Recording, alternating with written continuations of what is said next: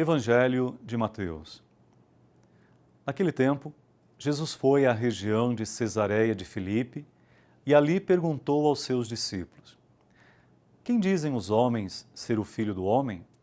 Eles responderam: Alguns dizem que é João Batista, outros que é Elias, outros ainda que é Jeremias ou algum dos profetas. Então Jesus lhes perguntou: E vós, quem dizeis que eu sou? Simão Pedro respondeu: Tu és o Messias, o Filho do Deus vivo.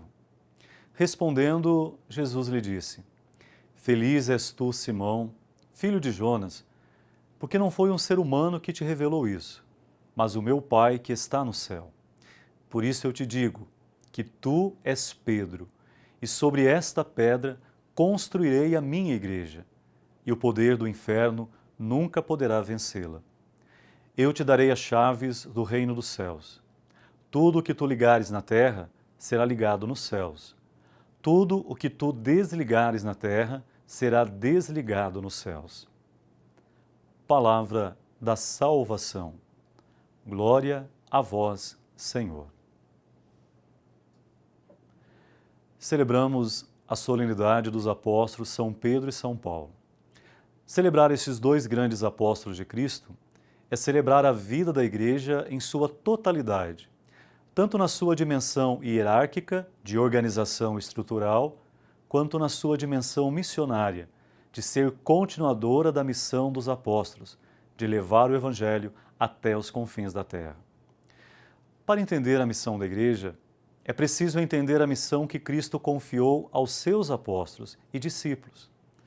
Celebrar São Pedro e São Paulo é celebrar o próprio Cristo que os escolheu e confiou-lhes tão importante missão, de serem as bases da Igreja, que nasceu como comunidade estruturada sobre essas duas colunas, a dimensão estrutural e a dimensão missionária. O Evangelho desta solenidade nos ajuda a entender a resposta de amor que estes apóstolos deram a Cristo e a resposta de fé que hoje nós precisamos dar para sermos continuadores de sua missão e do seu jeito de amar. Como discípulo, é preciso responder algo fundamental. Quem é Jesus? O que ele significa para nós?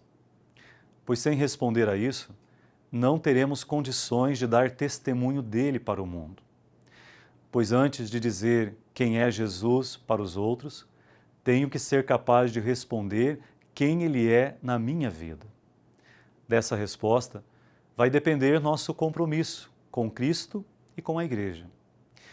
O Evangelho diz que Jesus leva seus discípulos para a região de Cesareia de Filipe, isto é, ele se afasta com eles de Jerusalém, que era o centro político e religioso da época.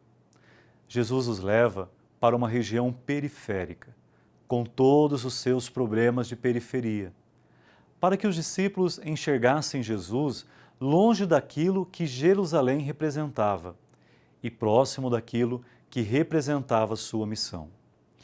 Primeiro, Jesus pergunta o que os outros pensam dele. Depois ele pergunta: E vós, quem dizeis que eu sou? Pedro, em nome de todos, responde prontamente: Tu és o Messias, o Filho do Deus vivo. Pedro não respondeu isso porque ouviu dizer. Aliás, ninguém havia dito antes, mas Pedro responde porque Deus o tinha revelado. E a revelação de Deus se deu pelo fato de Pedro, apesar de todas as suas limitações, ter se comprometido de verdade com Cristo e sua missão. Assim, o testemunho de fé de Pedro se torna a base para o nascimento da Igreja, da comunidade daqueles que sabem quem é Jesus e que são capazes de o testemunhar com a vida, como fez Paulo, o grande apóstolo das nações, que levou o Evangelho de Cristo para tantos lugares e para tantos povos.